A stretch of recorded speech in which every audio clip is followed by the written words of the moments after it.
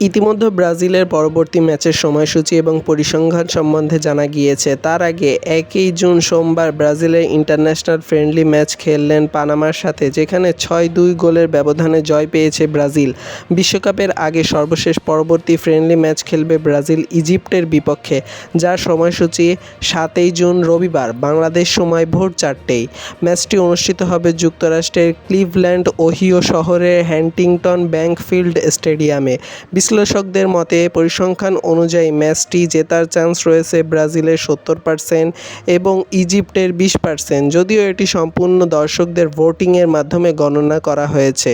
সর্বশেষ 3টি ম্যাচে ব্রাজিল 2টিতে জয় পেয়েছে এবং 1টিতে হেরেছে।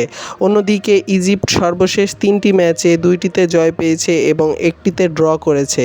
এর আগে সর্বশেষ ব্রাজিল ইজিপ্টের মুখোমুখি হয়েছে 2011 সালে 14 নভেম্বর, যেখানে 2-0 গোলের ব্যবধানে ব্রাজিল জয় পেয়েছে। আগামী ম্যাচে ব্রাজিলের একাদশে থাকছেন না নেইমার জুনিয়র, ভিনিসিয়াস জুনিয়র। আপনারা চাইলে ম্যাচটি উপভোগ করতে পারবেন এবং দেখতে পারবেন সম্পূর্ণ ফ্রিতে স্পটিফাই অ্যাপসের মাধ্যমে। খুব সহজেই ওই তারিখে ম্যাচটি উপভোগ করতে পারবেন স্পটিফাই অ্যাপ এ।